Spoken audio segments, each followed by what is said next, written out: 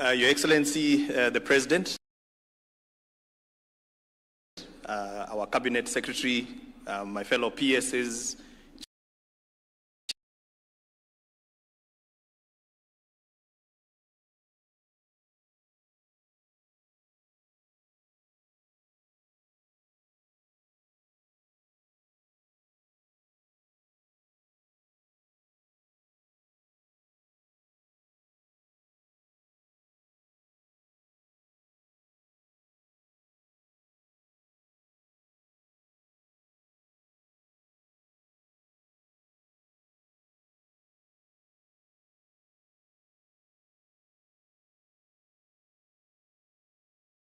and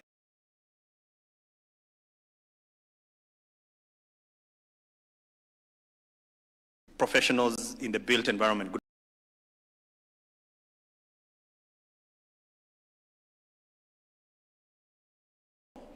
To this very exciting meeting. Your Excellency, here today we have got from the very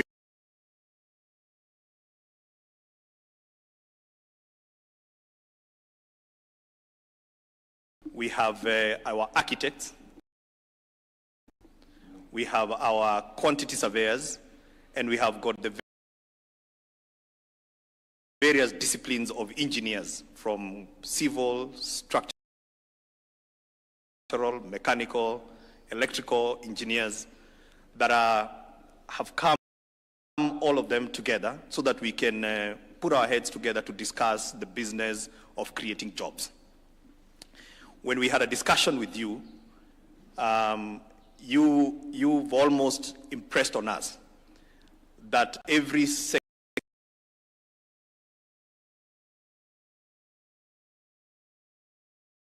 jobs. If we're not talking about jobs, then we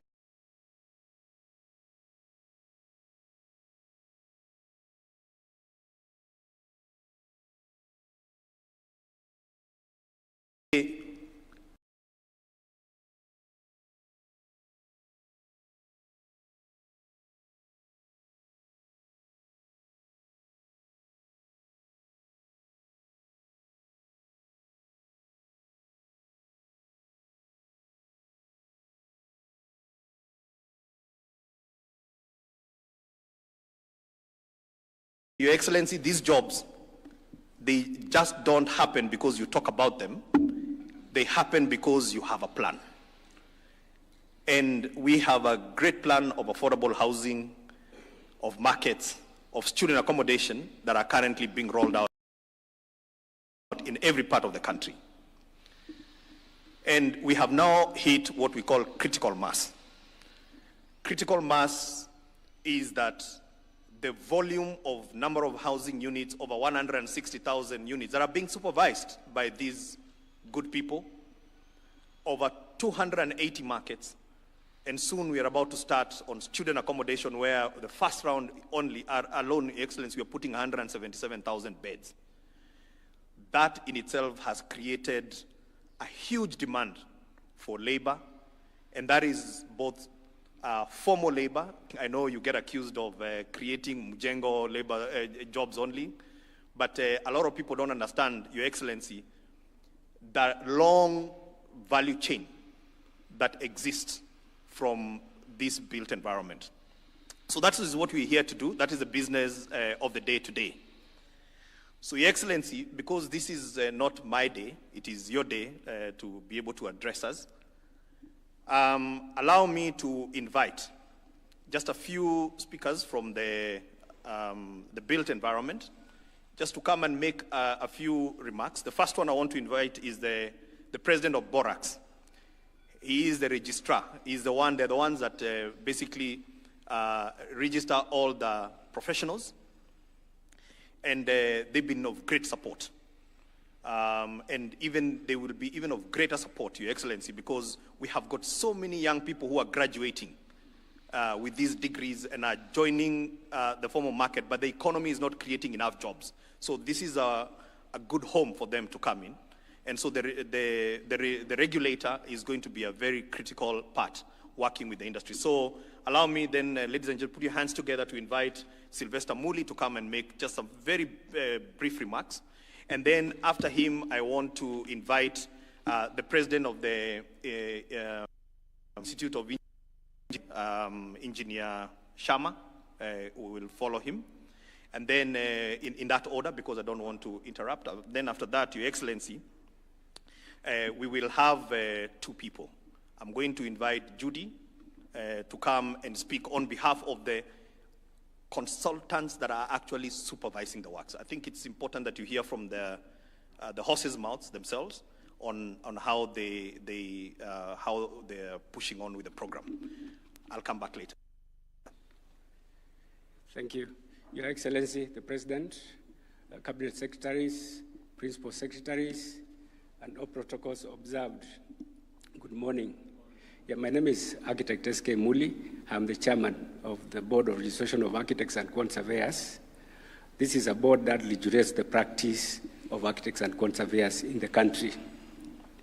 Indeed, this is a great moment because, Your Excellency, through the programs that we've created, you've given us opportunities that have never been seen before. Our architects and quant surveyors are greatly engaged throughout affordable housing programs, industrial buildings, schools, hostels, and many others. It's an opportunity that had never been seen before. And the professionals continue to support all these programs. We've got so far about 2,000 architects and 1,000 quant surveyors who are registered and who are able to undertake all these jobs. They have undertaken the programs that have already started, and also the graduates who have come out of universities and not employed have been given internship opportunities in these programs, and they are very busy, and they have got hopes that they can still also continue to get registered and continue supporting the nation.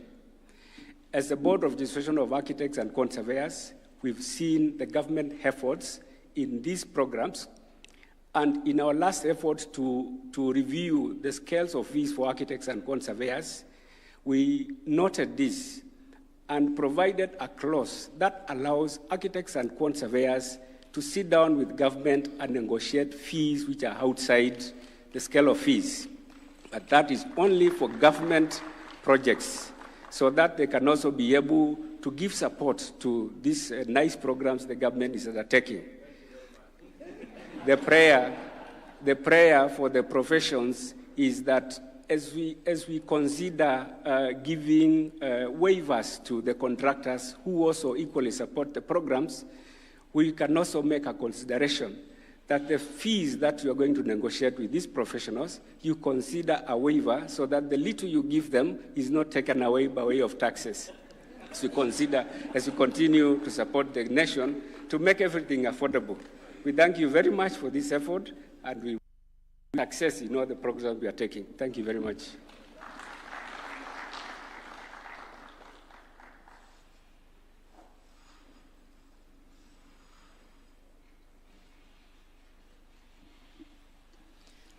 Your Excellency, the Cabinet Secretary, the Principal Secretaries present, my professional colleagues, good morning.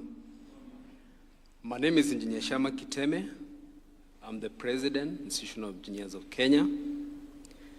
At IEK, we have over 13,000 members, all engineers, and many of our members are involved in the HP program. Your Excellency, we came together, architects, engineers, quantity surveyors, planners, and surveyors, so that we can be part of this initiative. And we are grateful for the provision to be involved. We are grateful for the promise it offers for our many graduate engineers, many professional engineers, many consulting architects. And I know the Borax chair has just mentioned about the issue of fees.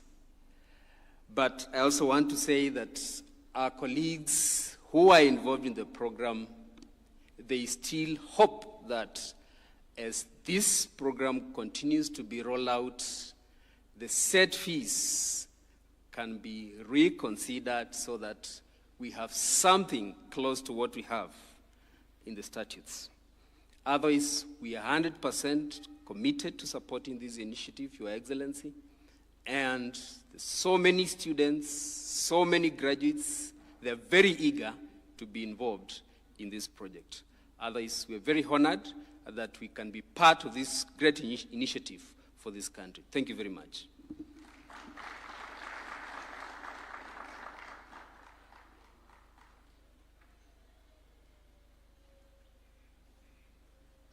Good morning, everyone.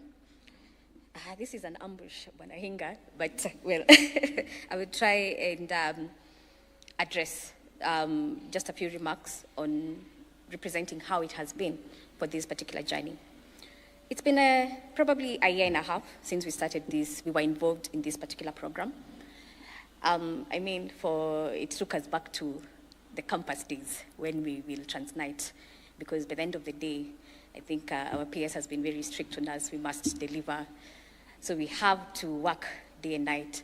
And at the same time, I know it said you have only involved 29 firms or 30 firms, but in actual sense, it's almost 200 companies that you're working with, because under that, you might just see one umbrella, but under it, there's an architect, there's a quantity surveyor, there's a structural engineer, mechanical engineer, electrical engineer, and a civil engineer. So out of these 200, I can assure you, for each and every firm, speaking for our case, we have definitely doubled the number of employees that we had initially. So for us, we say thank you for that opportunity. I know there's another person who will speak on this issue of the jobs, but on the very instance that has been provided for us, and we're grateful for that. Same thing, we've had the impact to take this to every corner of the country so that it's not just centralized in Nairobi, it is being centralized all over. Thank you very much.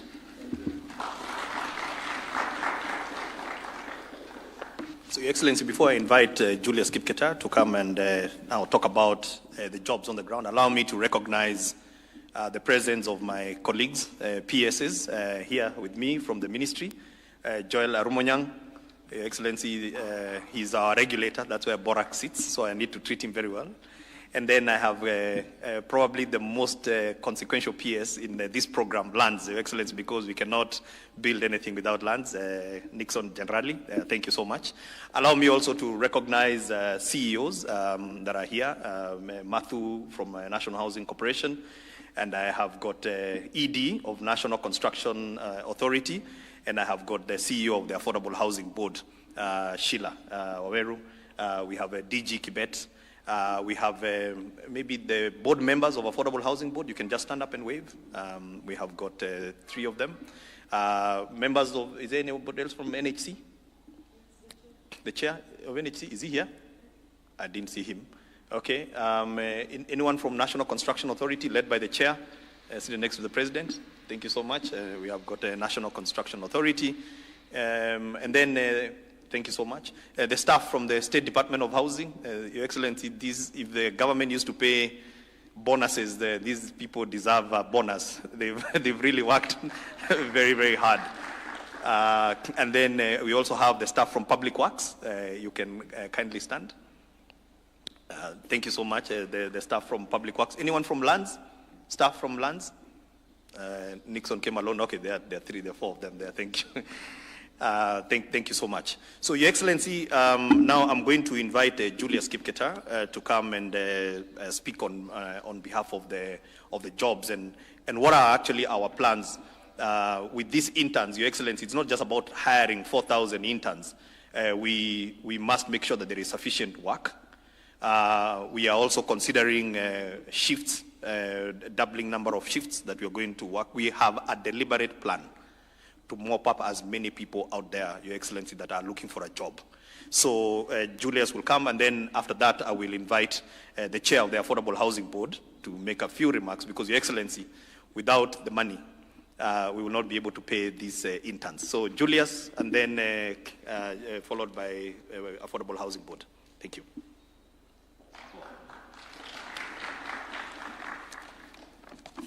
Your Excellency, first and foremost, we want to thank you for giving us this opportunity as consultants, mainly from the private sector. What we have seen in this program is something unprecedented. I may say that just before this program, of consultative firms were going through a lot of difficulties. But with the commencement of this program for the last 1.5 years, a lot has happened. Therefore, I will present our view as consultants, what has happened within the consultancy, and what has happened away from the consultancy as we get to the supervision and interaction with the construction site workers and contractors, subcontractors, suppliers. A lot of it has happened. So I'll try to give a view of the consultants and also our contribution in this and what we are playing. So first and foremost, within our consultancies, what has happened? Just like the speaker who was here had said, we are about 200 different disciplines that are involved from the private sector. If you try to work out the figures, we had about an average of about 2,000 people within each consultancy. Currently, when you say doubled, we have gone at least unemployed 2,000 more. Now, as we get to this internship program, and it's happening across the consultancies, in the year 2023-2024, our institutions of higher learning, the universities, produced about 8,000 graduates within the built environment. Out of this, we can confidently say we have also absorbed about 25% of that to assist us. But beyond that also, apart from the professionals, because of a lot of paperwork that we've gotten into, a lot of other things that you have to do, you could easily add another 500 of subordinate staff that you've employed, from the TIGAs, people who are managing our documentation and all that. So all in all, it's been positive, and we're very grateful. Now, looking forward from the consultancy, we think that it's a beginning of having mega consultative firms in this country. A lot of firms have been doing small jobs, but this has offered an opportunity to deal with this large-scale construction. And in that upskilling and experience, to an extent that we think in the future, we should comfortably be able even to bid firms in the region, and that is going to spark a lot of employment and interest people in this industry, which, as we look forward, as the young ones come, this is going to be something very positive. And that we are grateful for that you've injected a lot to our industry. Thank you very much. Now, let me get into what we've discussed, as P.S. Hinga had said, and what we've been looking at. When we came into this program, a lot of us didn't understand what is all this program about. It's an idea. But as usual, it will slowly evolve, and it has been evolving. And from public speaking, from reading newspapers, listening to radios, televisions, and all that, we knew that to do with employment when you're outside, and jobs, and that this is what's going to happen. And you have kept on understanding as we went on ahead. So this program, I will talk about how it is transforming the employment within this country and how it's catalyzing employment. And this is what we have seen. It's no longer something theoretical. It is what we are witnessing. So first, it is an intervention that has impacted the whole value chain within the construction industry.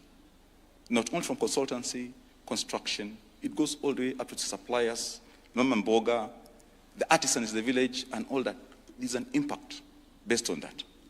Two, there is a focus, and I think as consultants, we talk so much about it, that with this program, we want to see the local content, we want to see skill development, and inclusive employment. So apart from upscaling the consultancy, it's also cascading down that you're upscaling everybody else down as all the way to the sites. Three, using technology. There'll be a lot of introduction of technology into construction through these programs. And through that, we'll maximize employment and have efficient systems that will result out of this program, and all within the employment sector. Now, we are also looking at sustainability. Sustainability is very important. This is not going to be a one-off thing. Once you train all these people within this sector, we are looking at sustainability. There's a lot that will happen. Their realtors will come later. There is maintenance that will happen in these buildings. And all these will come out of the training that is going on now. The plumbers that will train in the program, they're the ones that will be maintaining these buildings. So for the long term, it is also about sustainability in employment. And that, we can focus that, and we see the numbers are going to go high. Now, let me now talk about the strategic areas that we think are key to actually giving that impact. The first one, which we talk about, is the local content and labor-intensive construction. What are we going to do about this? And being the consultants, we are the ones leading this. We have to offer direction. We have agreed that we use local materials as much as possible. Because when you do that, you're spreading this across to everybody, wherever there are sites. Two, we try to encourage labor-intensive work so that we pick as many as possible of our young people to get into this program. A good case, or as an example, there is a lot of work that can happen around the sites. Opening up some roads to madam levels, for example. You could want to do some landscaping around. And all that, if it's given to the local community, it will not only be within the site. We are creating employment all around for nearly everybody. Third, how do we increase employment within the site? Usually, you have the normal shifts that begin from sometimes 8 up to 5. Our thinking now, with the challenge that we have, to ramp up the employment, we want to have 2 shifts. Start one around 7:30, it goes up to midday. Break that shift, get another shift that will go maybe up to 5 or 6:30, so that instead of having one cohort, you have 2 of workers. And that you are doubling the number of workers that are on that site. And you're getting more people involved. Now, to the localities where this is happening. When you bring this construction into the locality and create all this activity, straight away, you've created employment. And that is very positive. For those people who might not even have interest in construction, there'll be something they will see. They'll get involved all through. So everybody will be busy within that locality. There's something to do. And this might save even some of our young men from drinking and all the things that happen, the vices that we see within them. Now, 2, another issue is the skill development and capacity building. What are we doing? Within the sites that we have, we want to end up with the artisans who have come in, who did not have any certifications, to be trained, to know that we have TVETs, and in some way, after the construction or in the process of the construction, they can start going for the trade test. And in that way, that is a way of contributing to ensuring that by the time the construction is finished, you have people who are certified, who can then now have the sustainability, give us sustainability in the construction sector. And at the same time, the TVETs will have also participated within the construction industry, and in that, we'll be building a very good workforce for the future for the construction industry. Now, the Juakali sector, what's happening in the Juakali sector is a lot, as you're aware, and I think consultants are aware. We have windows, doors, the things that they can do. All this is being spread across. And the support, I think, from the PS Hinga here and the CS that we have here, there's a lot of discussions around that Juakali sector that we focus on them. There are very many. But we would like, as consultants, that at the end of the day, how can we banish the word Juakali? Why do you call these guys Juakali forever? It's somehow demeaning. Is it possible that we look forward now? Think about Korea and other countries. Let's have, if possible, create a different perspective and view of these guys. It's not Juakali. Maybe upscale them, they become cottage industries. We've discussed a lot that some of the things that we import from other countries, they're done in just small places, cottage industries. Why can't we do the same using this program? And in that also, we are going to create a lot of employment. They could even end up exporting some of the things that you'll manufacture. And we now remove it from Juakali. They become more formalized industries. Now, this also leads us to the policy and regulatory incentives. We are looking at encouraging firms, like we have said, to take more laborers all across. We give incentives to firms to consider gender balance and people with disabilities. They should not be left behind in this. Then MSMEs and informal sector integration.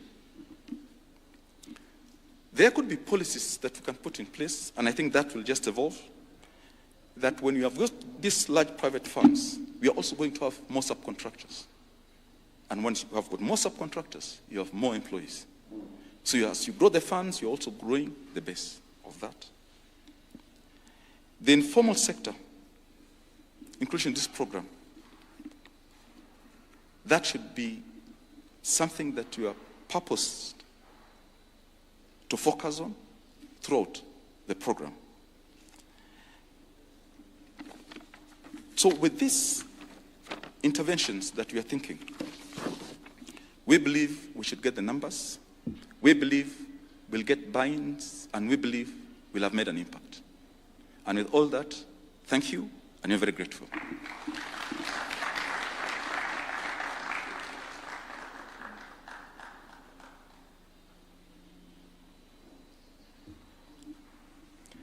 Your Excellency, Cabinet Secretaries, Principal Secretaries, all protocols observed.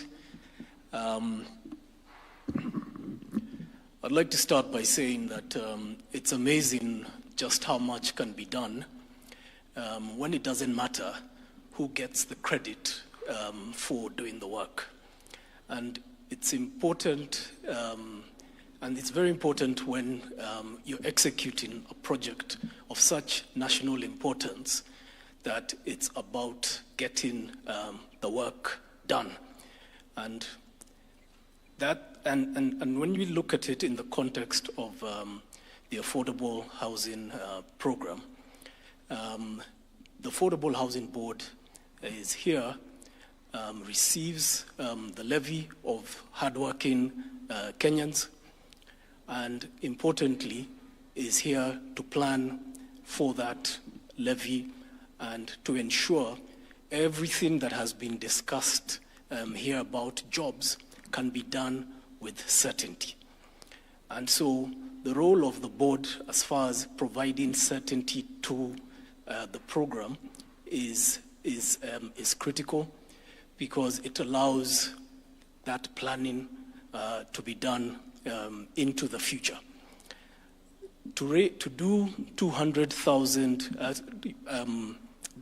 units a year, 1 million units, which is what the program has planned for, takes about 2.3 trillion shillings overall. So that is, and of course we know there is a bit of a funding gap to do that, but that is what the board and the assurance that the board will give all of you in the construction industry, all of the entire value chain, to know that we will inject a significant amount of funding into the program, and we will give you the certainty because, Your Excellency, you're very deliberate about the affordable housing program. All of you here are businessmen in one way or the other, and you had a business plan for this country. And the affordable housing program was part of your business plan, in addition to all the other key pillars. And if we look at other regions or other programs that have been successful in the past, if we look at the New Deal program out of the US, relief was one of the big targets and objectives of the New Deal program. And that relief was really about ensuring that there are immediate jobs that are injected into the economy. Recovery was all about how do we get out of this hole, because at the time the US economy found themselves in a hole. So Your Excellency, your business plan for housing is a plan that is one that we know is going to get this country back on recovery. It has got a long tail. We've got, there are lots of examples of where housing has successfully sustained jobs. If we look at the Egyptian model is the housing value chain employs 4 million people, and that has been a constant. And in addition to the jobs that are in the professional sector, the construction companies now in Egypt are over 1,500 middle to large construction companies that all have been developed from the housing value chain. So we are certain, and we know that this is going to be an everlasting program that will ride generations. Your Excellency, you are in Mukuru, and you said it was a very consequential day. Now, if I look at it in terms of in addition to the jobs, and importantly how we have been able to transform people coming from Islam and giving them dignity in terms of how they live. We've given them dignity in terms of financial dignity. In addition, this program is going to be about transforming the foundations of families. It'll be one of the most important aspects of any community is the nuclear family. And the nuclear family then leads into the nation. And what you've been able to do, in addition to all the jobs that we are going to be discussing today, is we're setting the foundations of how families and how the nation will be in the future. And we will thank you many years from now. And I would really like to request that all members here could really give the President a hand because of his courage. It was not easy to do what he did in terms of the affordable housing levy, but because of his courage, we stand before here and we talk about jobs that are going to be created in the hundreds of thousands because of this affordable housing program, and it is going to be the glue together with your wisdom to look at all the other pillars on health and the creative economy and others. But we see that we will thank you many years to come, and we appreciate you, and we appreciate the leadership of this country, and we pray that you may have a long life ahead of you, and we Asante. Thank you.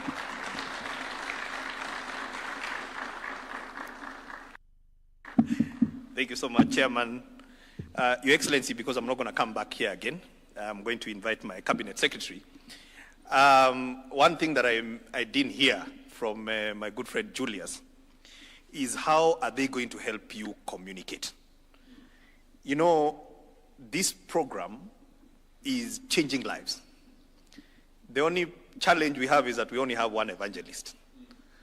And they've called you names. I think those names should be spread a bit. And so I want to challenge my professional colleagues.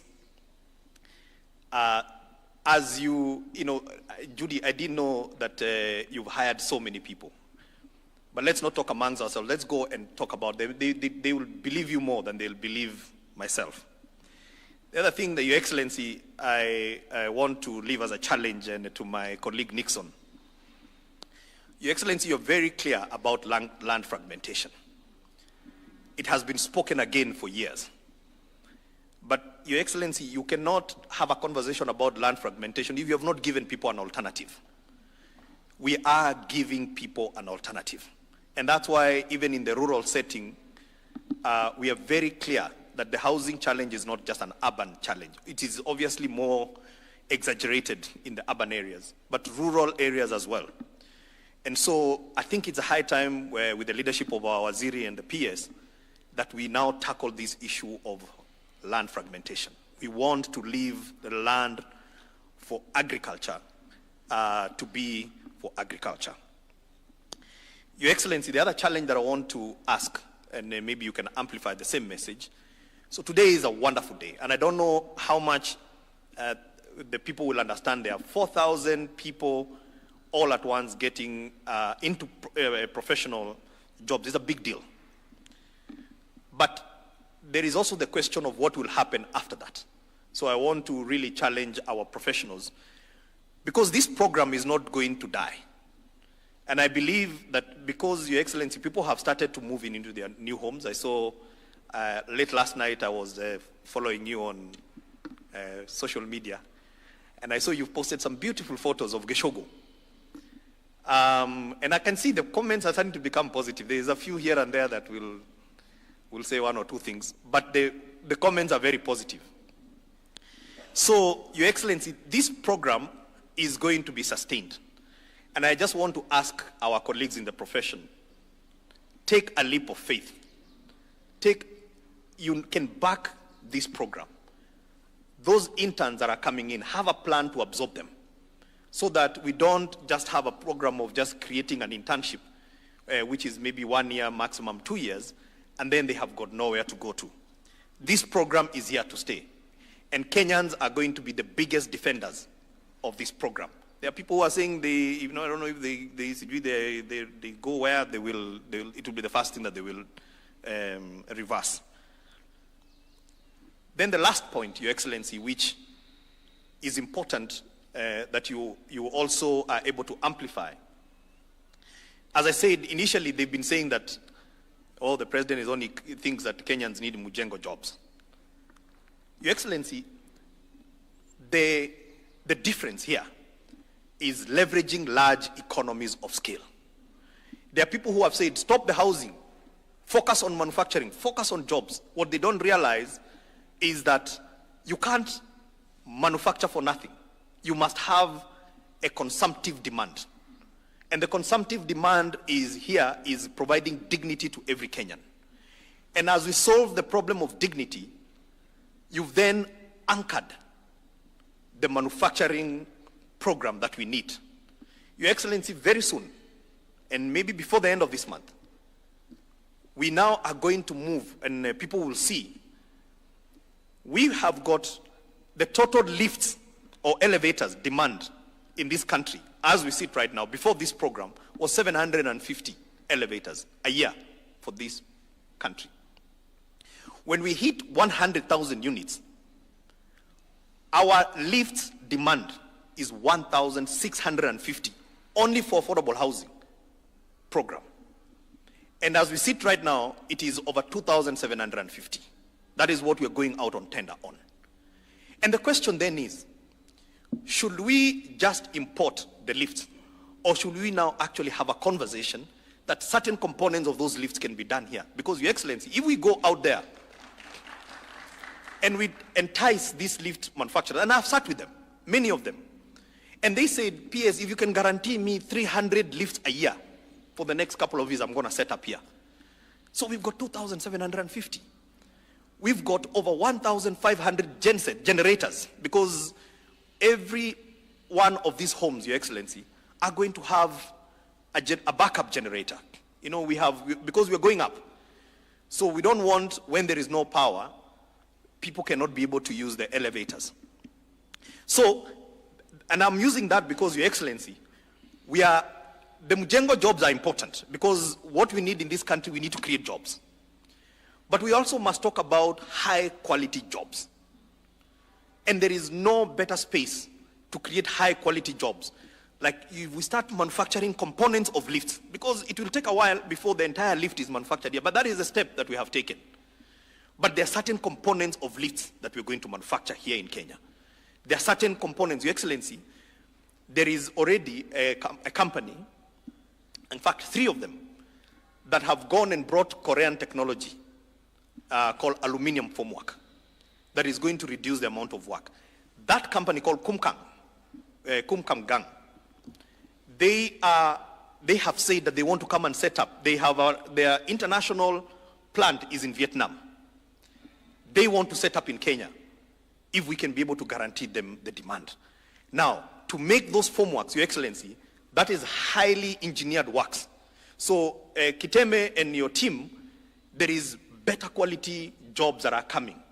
So I think, Your Excellency, I thought this is important to emphasize that by leveraging large economies of scale, first we're starting to mop up all the people who are looking for jobs. When you look at the people who are going through TVETs, plumbers, all the trades from plumbing, and you can talk about that, Your Excellency, we're going to mop them up.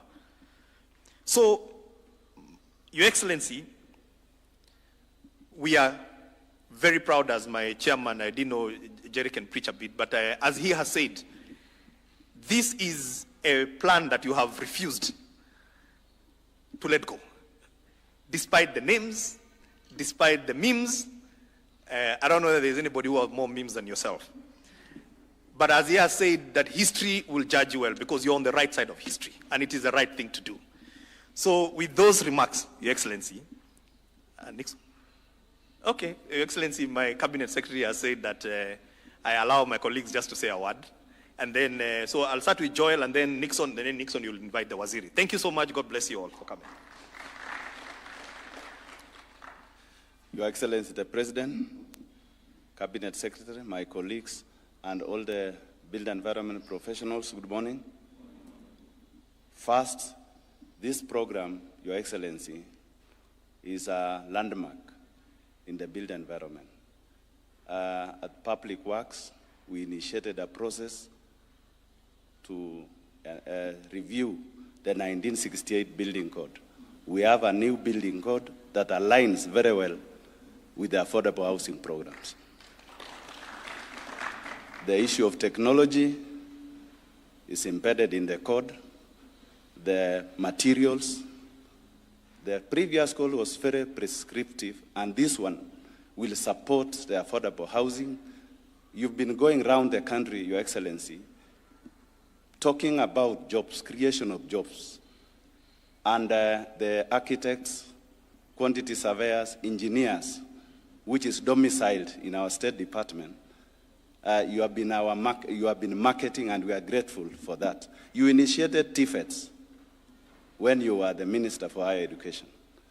The TVETs are churning out so many professionals in this line.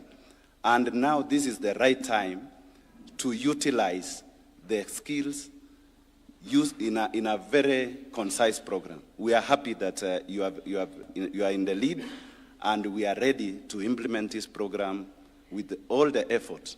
And we promise that through now the Affordable Housing Board, Public Works is also ready to implement or to support all the programs that we have the professionals, and we will support you, Your Excellency. Thank you so much.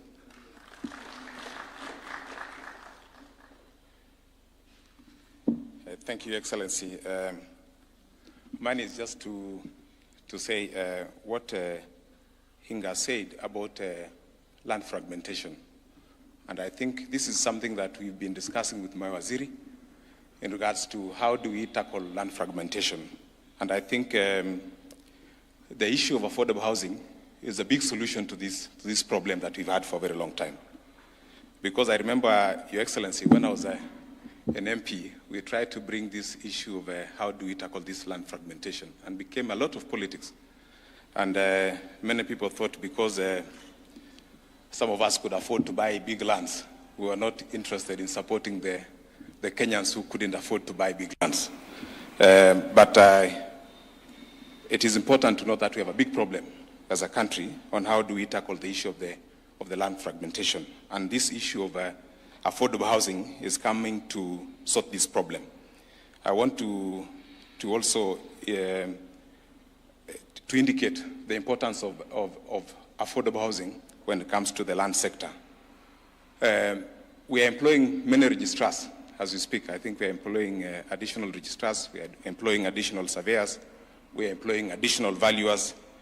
It is because of the housing program that we now have to sort the issue of land ownership and the issue of sectional titles, Your Excellency, has been an issue that we've talked about for a very long time.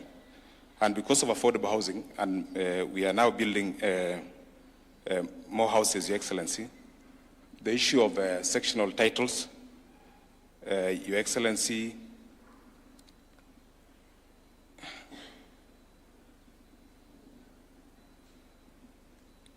the issue of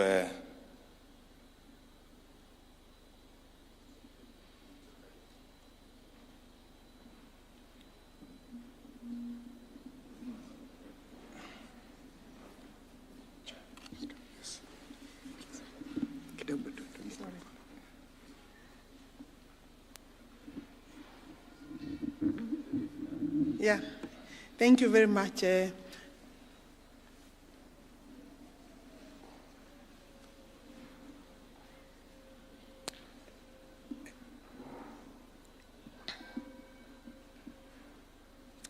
Thank you very much, Your Excellency.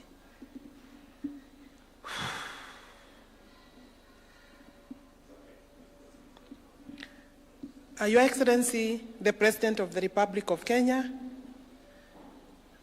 my Principal Secretary, Hinga, Charles Hinga, Principal Secretary, Joel Arumanyong, Public Works, Principal Secretary, Lands, heads of various professional bodies that have brought us, that really are the key in this particular meeting, Your Excellency. Some of them are presidents, others are chairmen, and of course we have the, yes, you know, before, Your Excellency, there was only one president. The presidents of the Republic of Kenya in this country have graciously agreed to share, because the Constitution of the Republic also allows the space to be shared. And therefore, Your Excellency, we know when I came in, I looked at this particular platform, and I said that we are still having a problem with the gender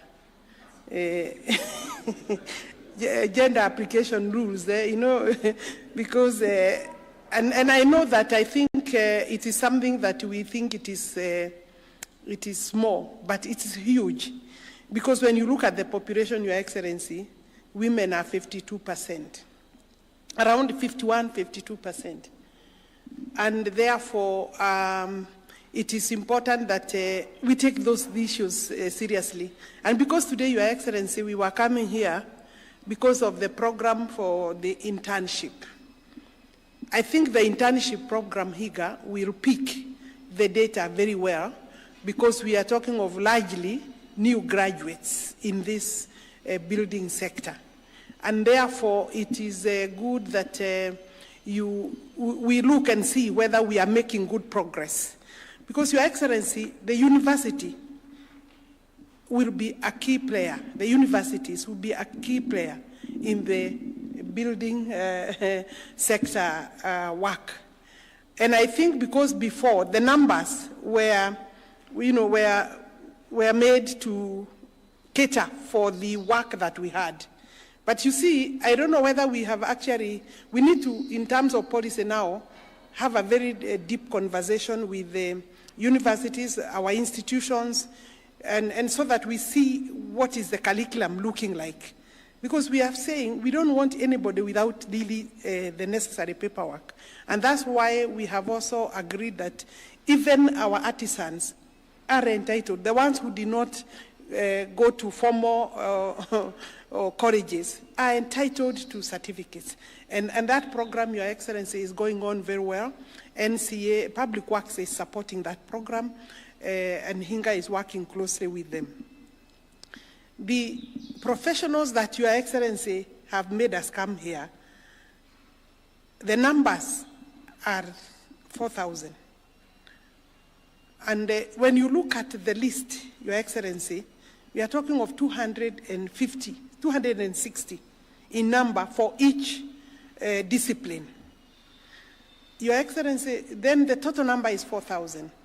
If every ministry, Your Excellency, finds space and ability, capacity to channel out similar or maybe near numbers like that, and every ministry, Your Excellency, is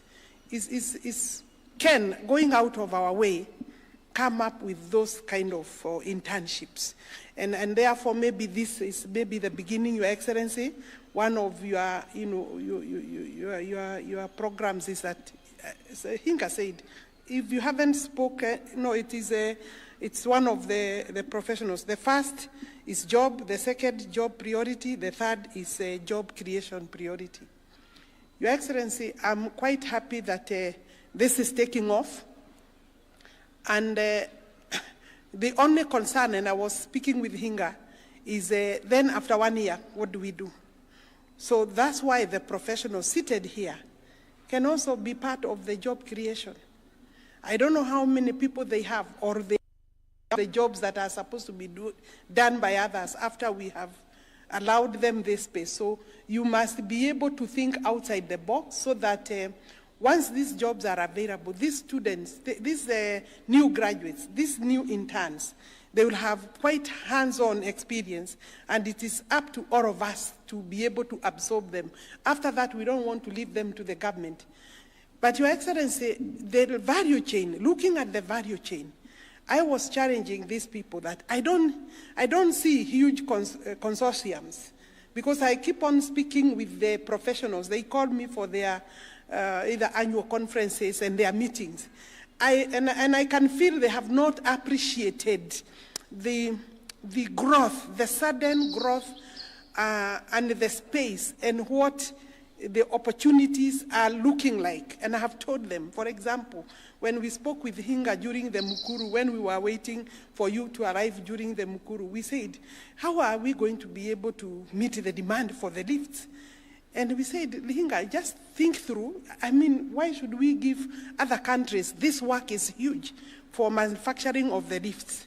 And therefore, not just the lifts, there are many things that will, in terms of value chain, that need manufacturing here locally, Your Excellency.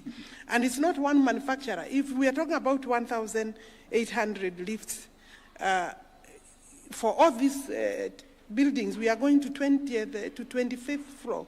Your Excellency, each has a lift. So in Mukuru alone, we have 88 blocks, Your Excellency. Those are 88 lifts. Now in Lerwe, I think we have another city there, maybe a similar number of blocks everywhere, Your Excellency. So we don't even need one manufacturer, Hinga, as you are discussing. It's not one manufacturer. It is maybe 2, 3 manufacturers. The cement industry, Your Excellency, we need more manufacturers of cement. And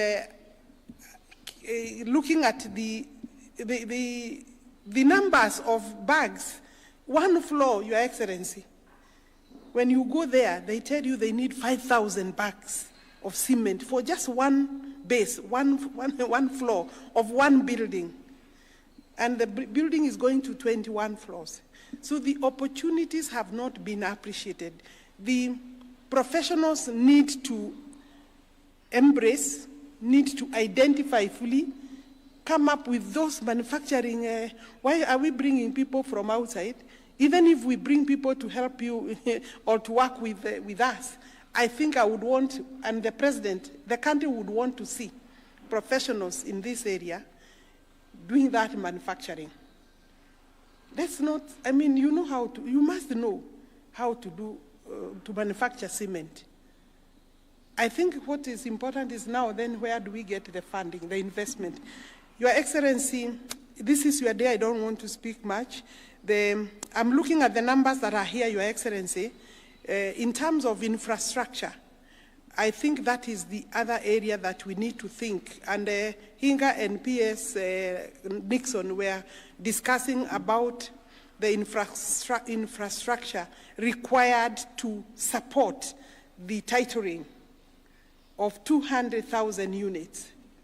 And that infrastructure will also require more professionals in that area. We will require space for that area. And then the other day I was challenging also the lawyers, Your Excellency. These people are not understanding. I see my law society, my society also fighting the program. Your Excellency, we are creating 200,000 conveyancing documents. Each of those conveyancing documents will have and bear a stamp of an advocate. Majority of those people will look for loans. So it means there will be also a mortgage somewhere. That is a job done by lawyers, both internal lawyers for maybe banks and external lawyers. In other words, the jobs are not just for the interns. The whole value chain can be appreciated.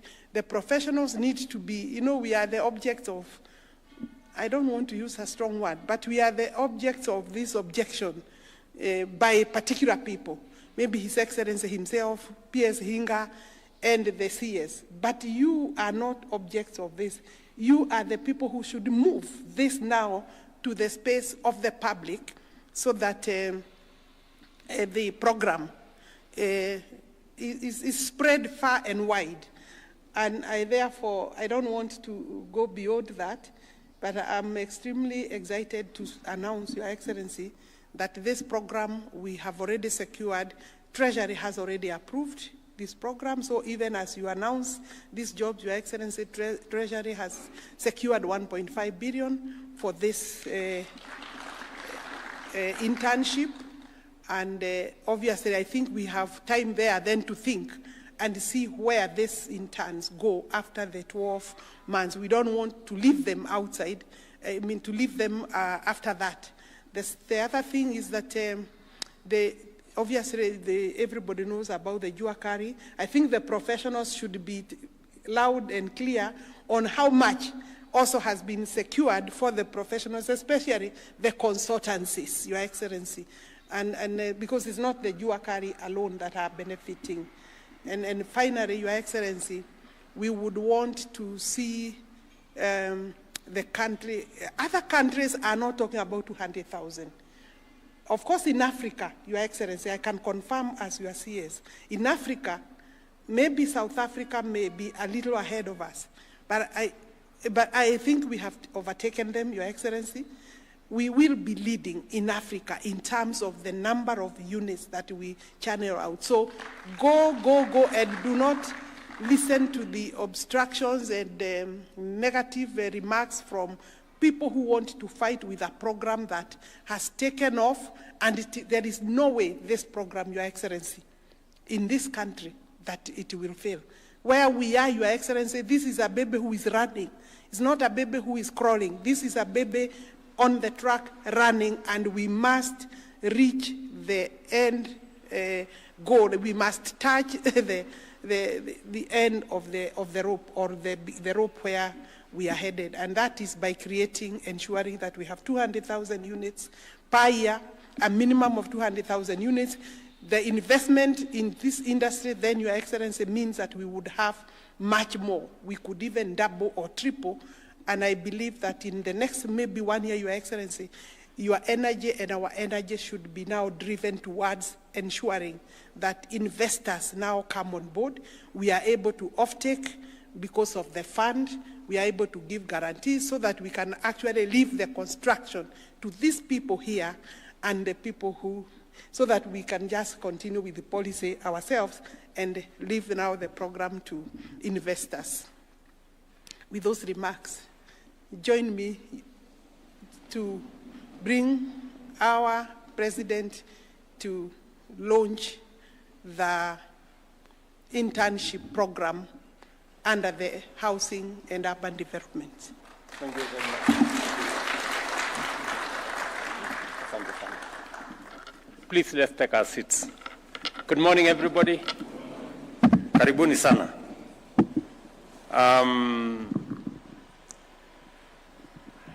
Let me say the following. First, let me welcome all of you to this early morning meeting.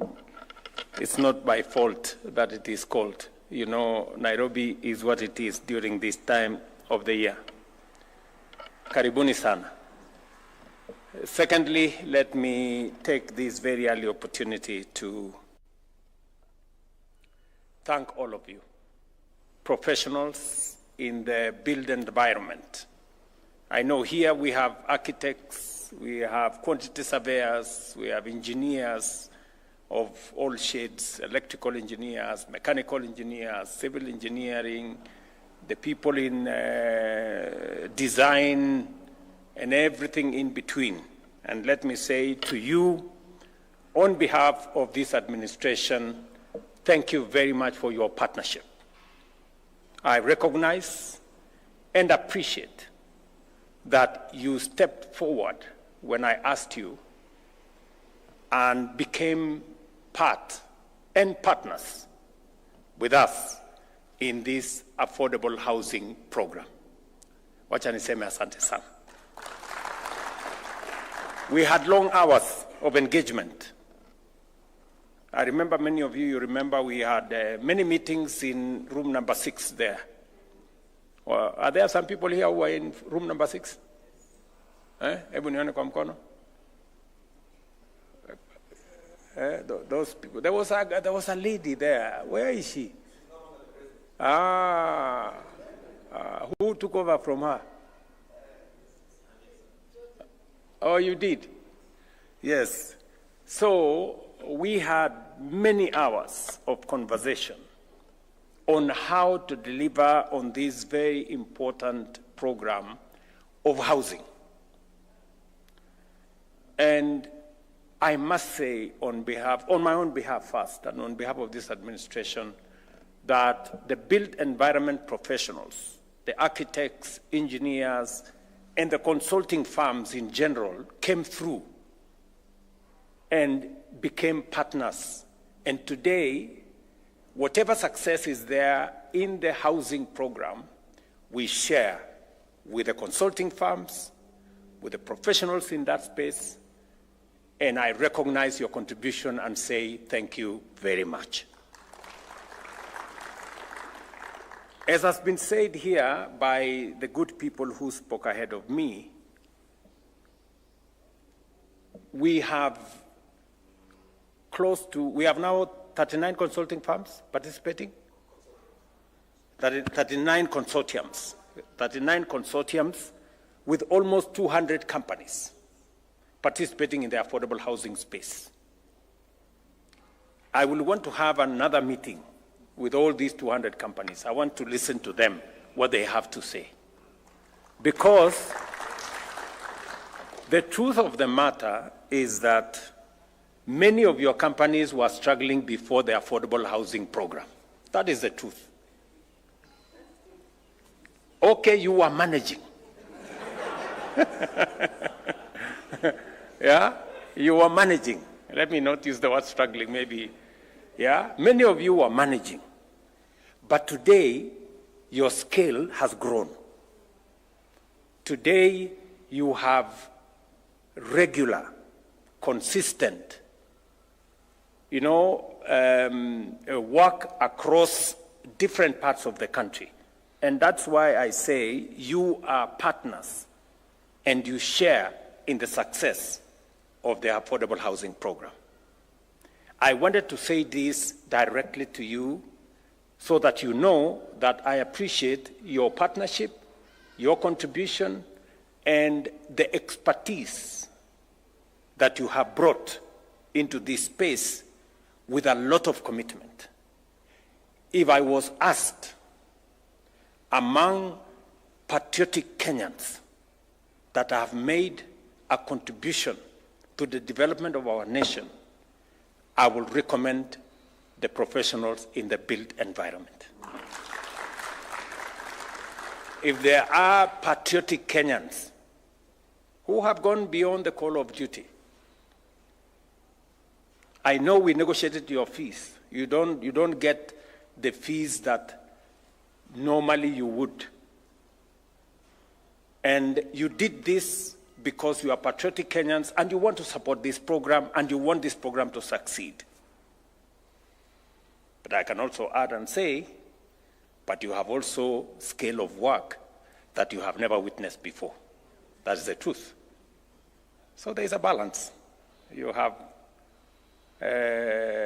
negotiated your fee, we negotiated your fee a bit, but also you have a wider scope of what to do. And that is why, from your own admission, you've had to hire more people, you need more staff, you've hired more professionals to join your companies and to join the professional space that supports this affordable housing program.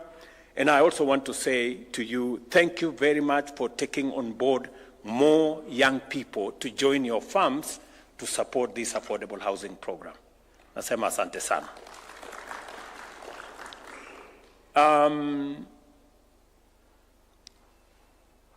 Transformation is not an easy exercise.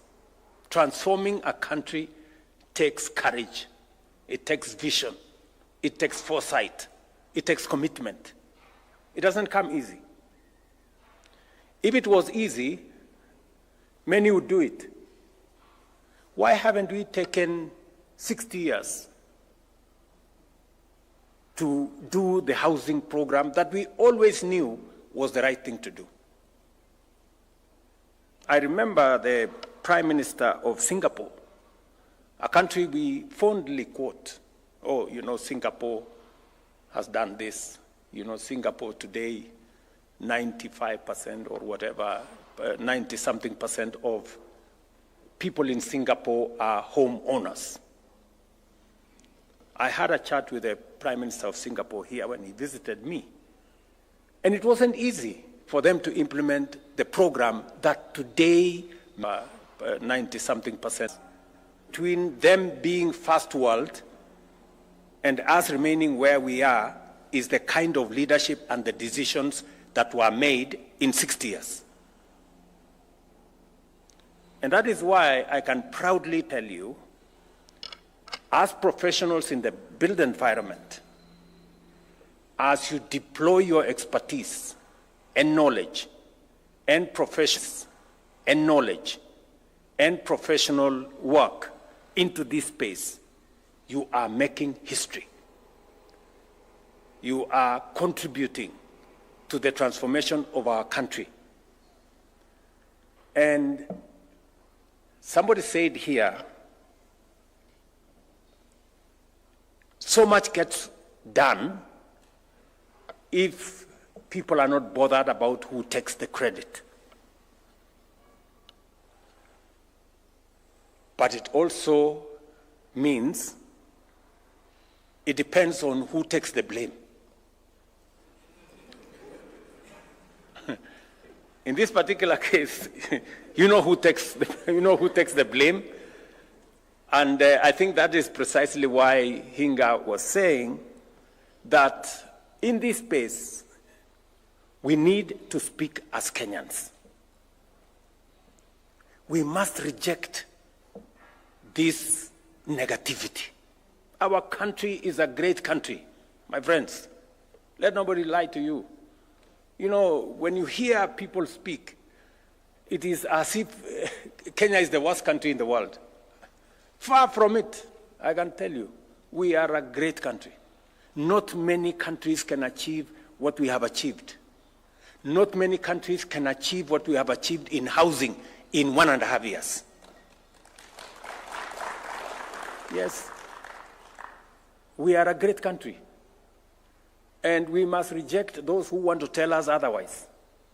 That, oh, you know, Kenya is a failed state. Which failed state? Where? Do you know what a failed state looks like? So, let me tell you that my commitment to the transformation of this country is not reversible. Nothing is going to stop me from driving the transformation that is going to change Kenya and take us where we have always wanted to go. From stabilizing the economy, and I want to assure you that we are working meticulously to make sure that our economy is sound.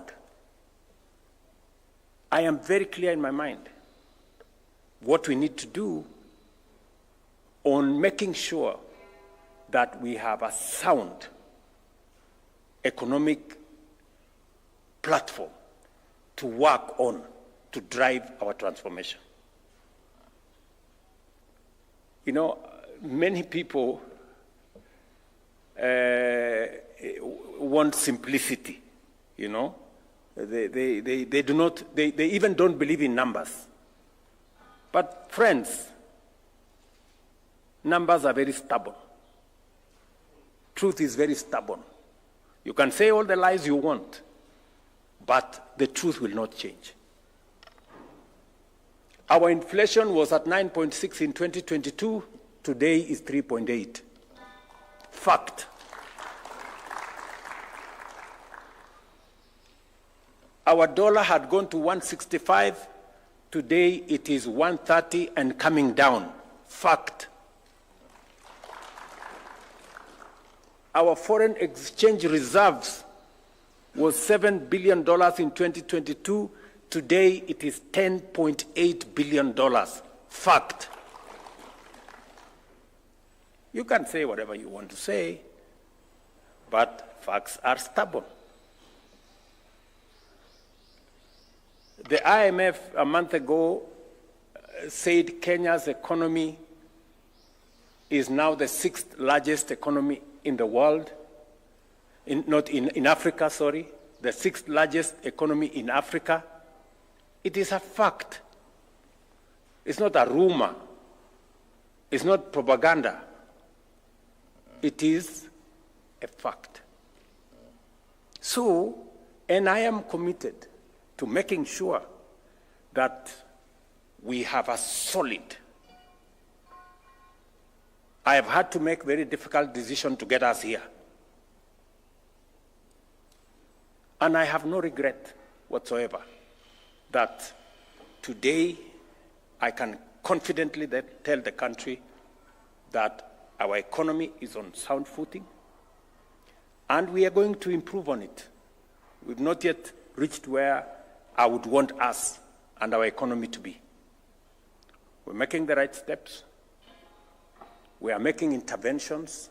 We're making decisions on how to align our economy so that we can be able to predictably see what the future looks like.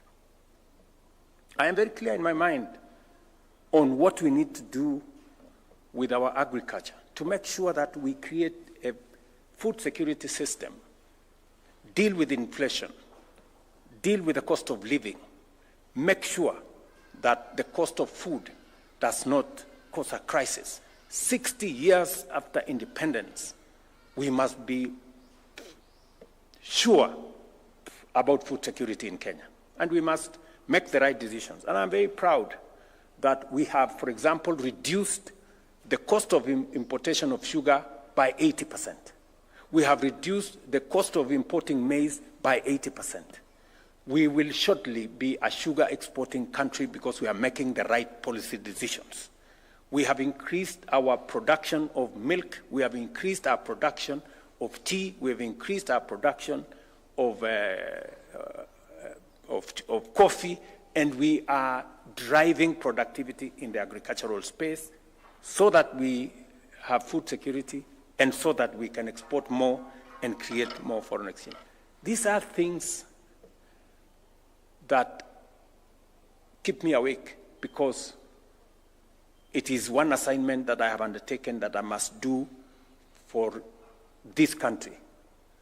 It is not always that you get an opportunity to be president. Yes, it comes once in a lifetime. So when you get that opportunity, don't waste it, right? Because I hear so many people saying, you have taken on too many assignments. You know, you should do some of these now, you should wait, you remain popular so that you can implement some of them some other time. Let me tell you, good people, the transformation of Kenya has delayed for far too long. We cannot wait for a day more, or a week more, or a month more. Let's do it now and transform our country. Let the others, we can pick up the others as we go. Are we together? So I am very clear in my mind, and that brings me to housing. I know we're discussing here about, and that is the essence of us having this meeting this morning. The housing program, not just affordable housing, because we have an array, we have a whole stock of social housing. We have a whole stock of affordable housing. We have also market housing that responds to everybody out there. This whole housing program, yes, is about housing, is about dignity, is about making sure that we eliminate slums, is about making sure that citizens live in decent neighborhoods with water, with electricity, with proper sewage system, making sure that there are all the other social amenities with schools, with hospitals, recreational grounds, and everything in between. That's it. But it is also about creating job opportunities and inspiring our manufacturing sector. And I am clear in my mind that these are priorities that we must achieve. But for us to be able to achieve these priorities, we must be deliberate. We must be intentional. It will not just happen. We must be focused on how do we create jobs. Because one of the assignments that I have, and I hear many people remind me every day, is that when I went to the campaign trail, I promised the people of Kenya that we have a plan on how to create jobs. And yes, we do.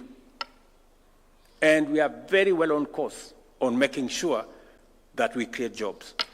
I can say confidently, we have never had a clear plan as a nation on how to create jobs as we do today. And that's why I'm bringing you here as professionals. What do I want us to achieve?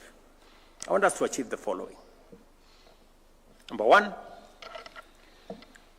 we have your farms. We have 200 companies here. My instructions to the ministry is that because of the scale of the exercise we have in housing, we need to scale up the number of companies that are participating in this environment. Because when we started, we had to start with a few, 39 consortia. We now need to take that to between 60 and 70. So we will be bringing on board more companies, more professional companies, engineering firms, architects, we will be bringing design companies, and all the other real estate professionals, and we'll be bringing them on board. And Madam Waziri here and the ministry will now embark on the exercise of bringing on board more, because we've had many people who are saying, we want to participate. We now understand what is going on in this space. We want to be part of the delivery of our housing program, because people are beginning to see what the noise prevent them from seeing before. So that is number one. And I want to ask the chairman who are here, both from the Institution of Architects and Engineers. Is it Architects and Quantity Surveyors? Yes, together with the other professional bodies to work with us so that we can bring on board more firms, because the scale of work that we have today has overstretched many of the companies that are working with us. That's number one. Number two, we want to bring on board another 4,000 professionals into this space. Young graduates from our TVETs, from our universities, to work with you and your firms and work with us so that we can scale up the level of supervision, scale up and accelerate the work that we want to achieve in the affordable housing program, because we believe that it is possible for us to do what could be done in 2 years, we can do it in 1.5 years. And what could be done in 1.5 years, we can reduce it to 1 year, so that we can accelerate the delivery of the affordable housing program, of our markets, of our hostel program, and all the other programs that are in this space. That's number two. So we are bringing on board and hiring another 4,000 graduates, fresh graduates from our universities and TVET, to work with us under your firms so that you can supervise them. You can, and we're going to work out a framework where you take responsibility for what they do and also make sure that they acquire the skills in the marketplace with your supervision, with your support, so that they can acquire the knowledge that is necessary, the competencies that are necessary, the skills that will make them professionals in their space as we create more companies, because I am very sure that your companies will be scaling up. These are the people who you will recruit into your firms. These are the people who will create new firms to work with us in this built environment space. Number three, because the whole housing program is now maturing, you know, there is greater understanding, there is built synergy, we now believe that we should be able to scale up not just the professionals that are working in your consulting firms, but also the people working in our housing program, in our markets, and in our hostel program. We need to scale up the numbers. The people working there, the engineers who are working there, the architects who are working in there, the professionals, technicians, plumbers, you know, carpenters, and everybody else working there. So my instructions again to the ministry, and in collaboration with yourselves, is that we need to double the numbers. Today we have close to 320,000 people working in the housing program. We need to double those numbers by creating another shift, so that, as was said by one of the good people here, we will have 6 to 1 and 1 to 6. You know, so that we have, I think we'll have 8 hours between 6 to 1 and 1 to 6. 6 in the morning to 1 o'clock, and then 1 o'clock to 6 o'clock. I think that creates us a good balance and then you people will help us, you know, discuss how that is going to be realized, so that we can carry on board the many professionals that are coming out of our TVETs and our universities. We have many plumbers coming out. We have many carpenters, we have many electricians, many other people in between, the people who are in that space. And yet we also have a lot of young people out there yearning for something to do. So again, my instructions to the ministry, working in collaboration with yourselves, and to now reorganize the space so that we can scale up the number of people working in our housing program from 320 to 600,000. That we can do in the next 2 to 3 months, working with the contracts that already exist. And I am very confident that this will not only accelerate the delivery of our plan, it will also create a bigger momentum for the delivery of this whole program, because many more Kenyans out there are asking, how do we take this into the future? Architects and engineering graduates will join your planning and design teams, which already are working with us. Quantity surveyors and economists will support cost estimation, value engineering, and all the things that we need to make sure that this moves faster, but with a lot of clarity. We'll also be looking at lawyers and planning interns who will assist with land regularization. You have heard what Nixon has said here, and the whole documentation space. As Alice said, you know, the more sectional titles we need, because every unit is now going to have a separate title document. So that whole space requires more hands, more people with knowledge and expertise, and we can grow a bigger pool of professionals to run with you and to work with you in that space. We also want to do, apart from that whole space of making sure that we double the number of people working in the housing space. A fifth thing we need to do under this program is to professionalize what we are calling the Juakali.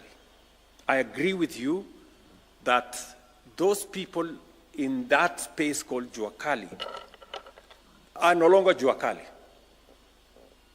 I was explaining the other day that right here in Soweto, is it? We gave them a contract of 720 million shillings. Which Juakali has a contract of 720 million? How many serious companies, corporates, get a contract of 700 million? Not many, you know? So to call them Juakali is actually a misnomer, and it is not right. So what we want to do is to bring on board technical staff to now work with the Juakali sector to formalize what has for a very long time been informal. We will hire professionals to work with the Juakali people so that we can now scale them up to become serious entities, even though they could be micro or small enterprises. But we want them in that space where they do professional work. We've had a long discussion with them, and if you listen to some of them, the quality of what they are making is improving. Because today, they are not doing one window. They are doing 1,000. So because they are doing 1,000, they have improved, and we have insisted. You know, if you listen to them speak, now they are saying, we told them, and we told the contractors that we are not going to import things that we can manufacture in Kenya. But the fact that it is local doesn't mean low quality. It cannot be, you know? So yes, we are going to have it local, but it has to be as of the quality as the one that we would have imported. That is the discussion we have with them. And for us to make sure that the people who are local manufacturers produce quality that is not substandard, high quality products, we want to support them with professionals to work with the Juakali people so that we improve on the quality of what they are producing, whether it is windows, whether it is doors, whether it is hinges, and everything else that we have around that built environment, which we have said will not be imported. They will be manufactured locally, but high quality products manufactured locally to build the capacity of our local professionals now in the Juakali sector, to scale them up so that they can produce high quality products. And for your information, today they are very different from what they were producing before. Because the other thing we have done is to standardize the products in this space. When you standardize products, then you can produce them en masse. And when you produce them en masse, you can standardize what you're producing. And that is the space what we want to do with this program. From where we have reached, now we need to take it a step further so that we can work with the Juakali people and make sure that we improve the quality of what they are producing. I am saying this to you as professionals so that you can work with us, as the firms that are working with us in this space, to make sure that we don't compromise on quality. Even as we localize production, quality must remain what it should be. We will also be looking at, as part of this exercise, hiring management graduates who will also support in our project delivery, because this is a big project. We also contractor oversight, because we have so many contractors. And also, the beautiful thing about this project is that the many companies that now are growing, and we've been deliberate in trying to make sure that we grow local construction companies. The beautiful thing about this project that makes me very proud is that all the 170,000 housing units that are under construction, that construction is being undertaken by local contractors.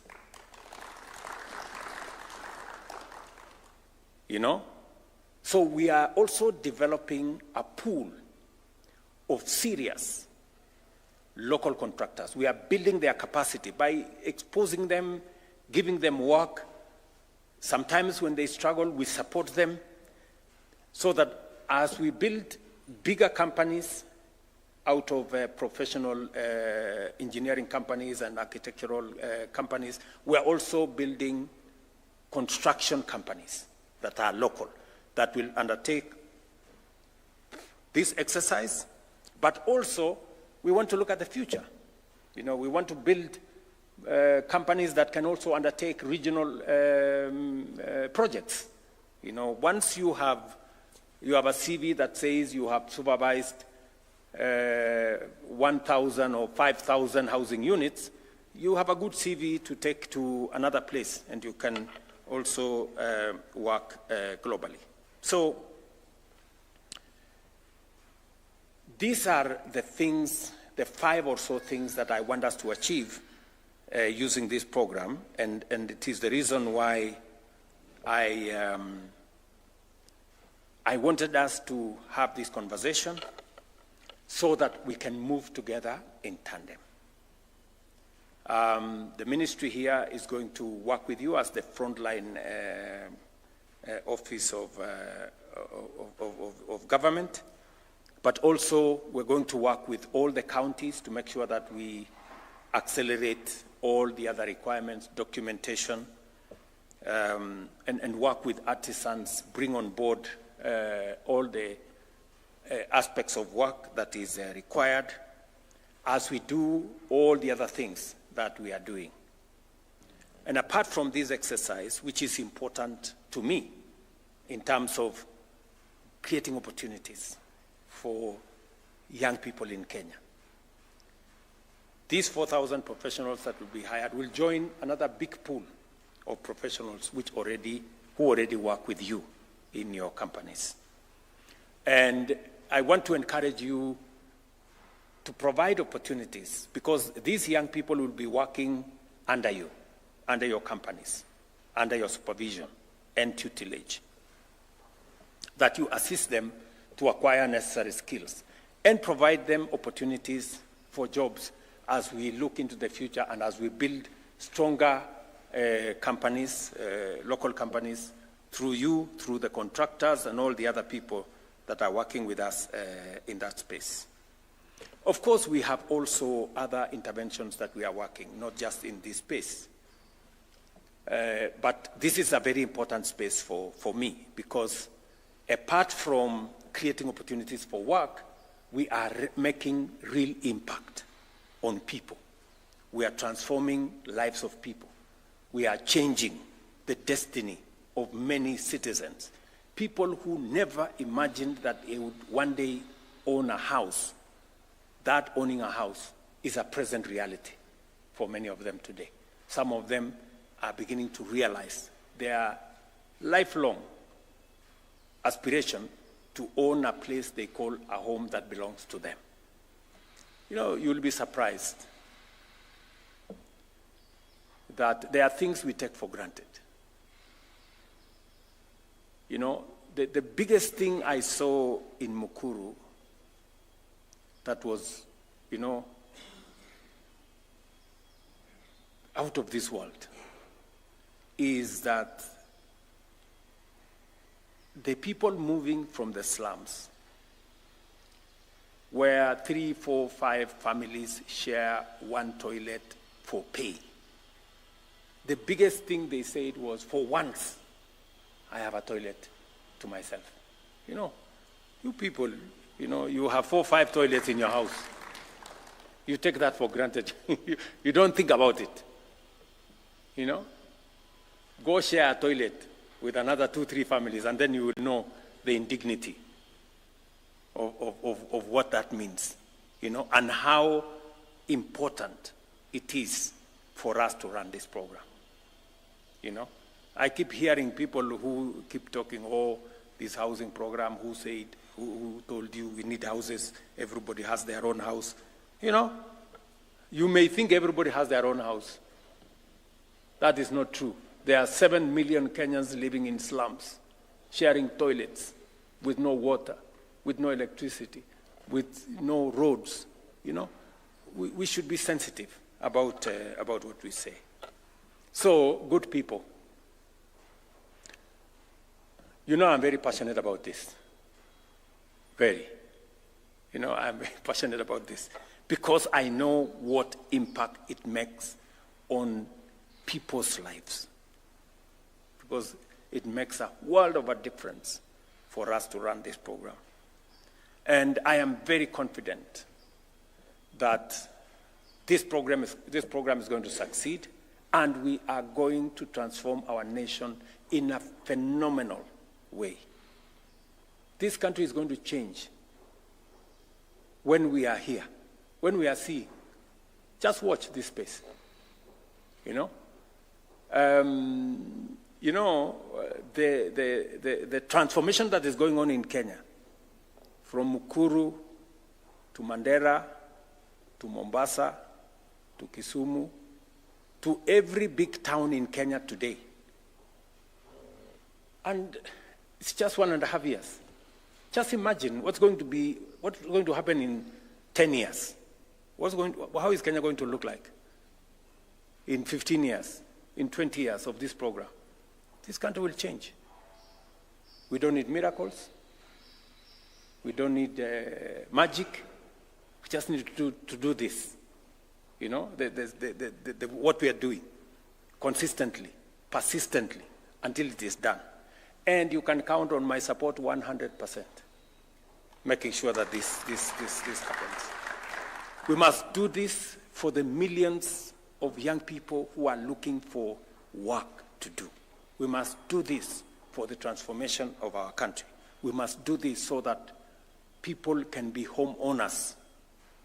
And you see, Hinga and Waziri here have told you, we have a pipeline of 700,000 houses that we already have identified where to build.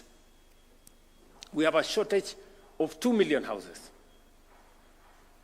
And it is growing. So we are going to be on this affordable housing for the next 20 years before we can meet. Because as we are building, we are chasing a moving target. Because the numbers every day are increasing of people, and urbanization is not an option. 50%, maybe 60% of our population in Kenya will be living in urban areas. And it is not just a Kenyan phenomenon. It is a global phenomenon. And it is the reason why we must prepare ourselves. Either we will have urbanization that is disorganized, where people are going to live in squalor, or we organize it ahead of time and live in a place that we can all be proud of. And I want to encourage all of you that let's focus on what we need to do. I am happy to have a conversation on how best we can deliver this program. I am happy to listen to you as professionals in this space, in the built environment, on how you think we can do this better. I know there will be a conversation about fees. I know you want us to have a conversation about fees. But before we have a conversation, and I have no issue, I will want to have that conversation. But I want us to have that conversation in the context of how do we make this program much more cost-effective? How do we make this program, how do we accelerate the delivery of this program? I am happy to have a conversation. If you promise me that we can do this faster, we can do this better, we can do this much more cost-effectively, we can discuss the fees.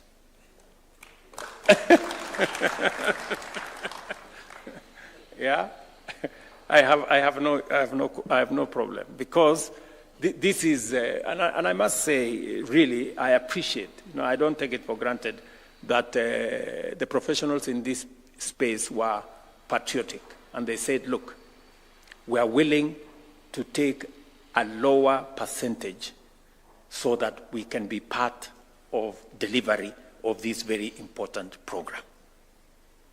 And you also accept that this program has expanded your business. You are hiring more people. You are making more money, to be honest, than you were making before. That's the truth. Vile tu hamtaki kusema. You know?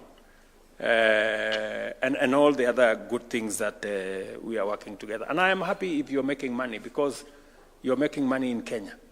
Because ultimately, you will pay taxes, and we are going to be all good. So that's good. We need to encourage, we need to help, to assist you, let me put it that way, and work with you so that your enterprises are successful.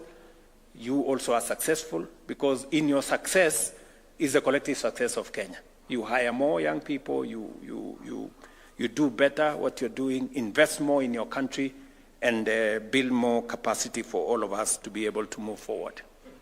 So apart from this program, of course, we have our digital jobs program, where we are building commerce, we are building digital jobs, we are getting Kenyans to work for global companies in our BPOs and all the other business processing outsourcing companies that are there.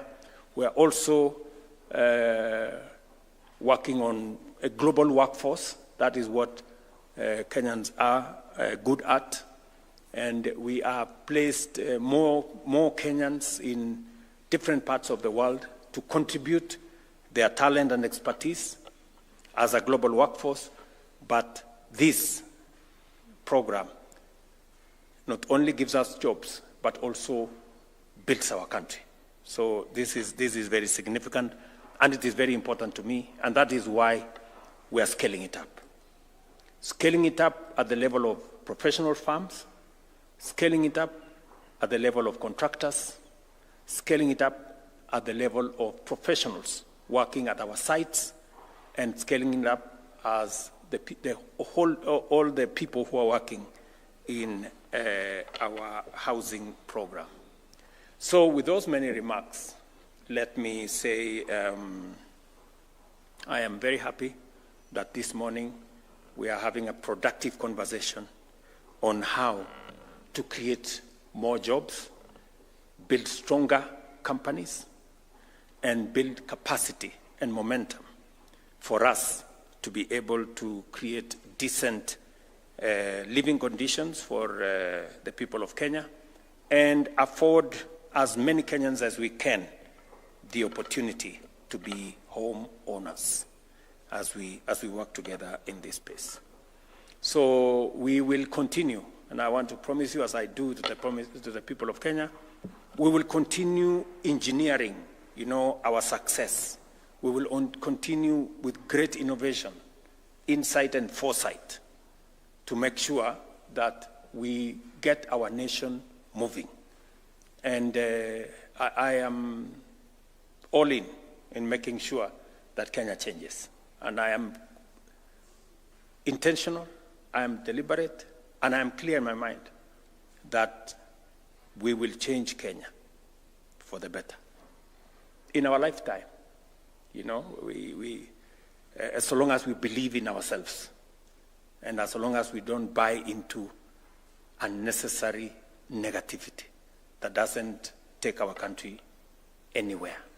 We have no other country. We must get this one working. This is our responsibility. We must get it working. And we have the best country, I can tell you. We just need to get it doing the right thing, the right synergy, the right mindset, focus, and move forward. So, asanteni sana. Congratulations on what you're doing. And we will have that other conversation at the appropriate time. Asanteni sana.